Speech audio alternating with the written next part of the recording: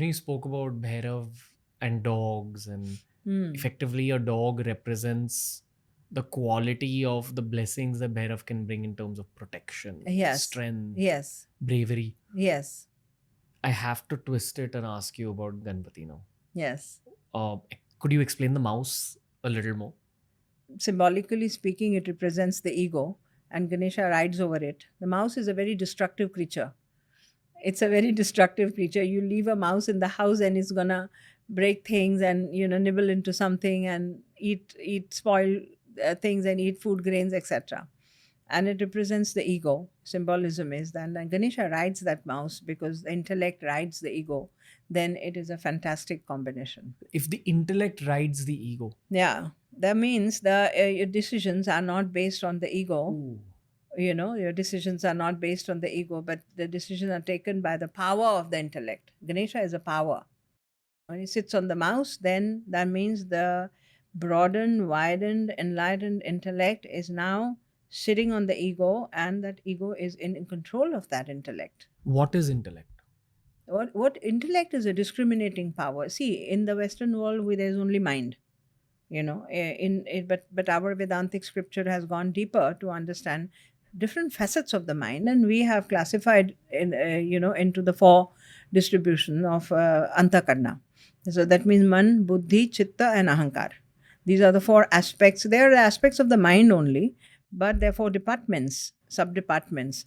So buddhi, which is intellect, is the discriminating factor. That means if I see something, there is a thought in my mind. Suppose I see a bearded man in front of me. My mind says, who is this? The thought that comes when there is a sensual input, the mind will immediately put a question or a thought. Who is this? Now, who is going to give me this answer of who is this inside? This thought is put into the intellect. The intellect is discriminating and going to give me an answer. Looks like a thief or looks like a sadhu. How does it take that decision? How does the intellect take this decision? It takes decision tapping into the memory and the ego.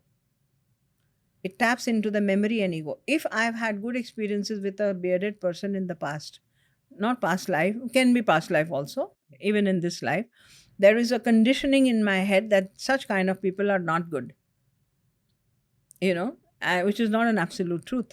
Yeah. But that conditioning is there in my head now that such kind of people are based on the memory.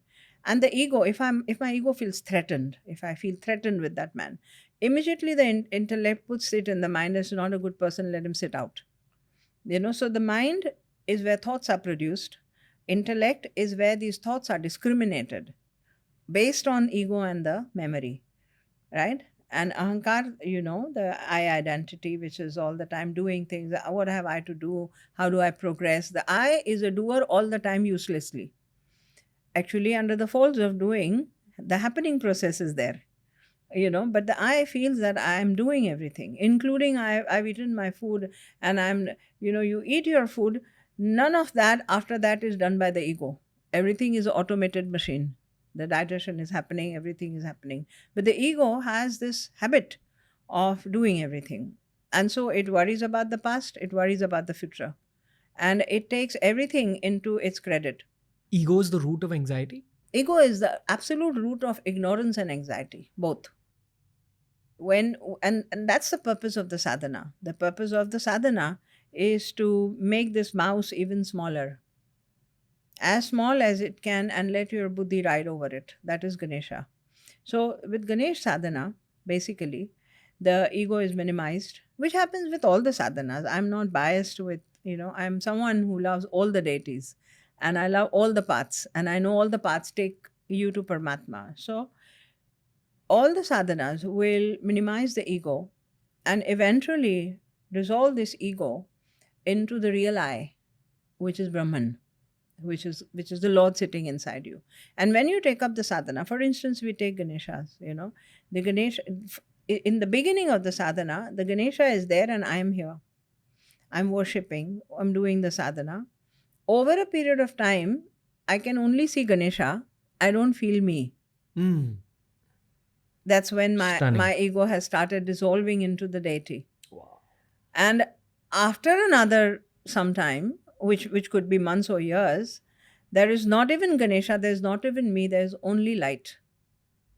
This is what we say, that the triad in Triputi, we call it in Vedanta, that the seer and the seen have merged into knowledge.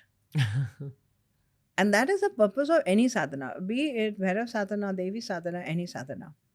To merge into the deity is only there, you are not there, and that the deity dissolves into the light. That fire that you burn in during your bhakti, Yes, that takes over the whole universe. yes, Hmm. absolutely. Wow.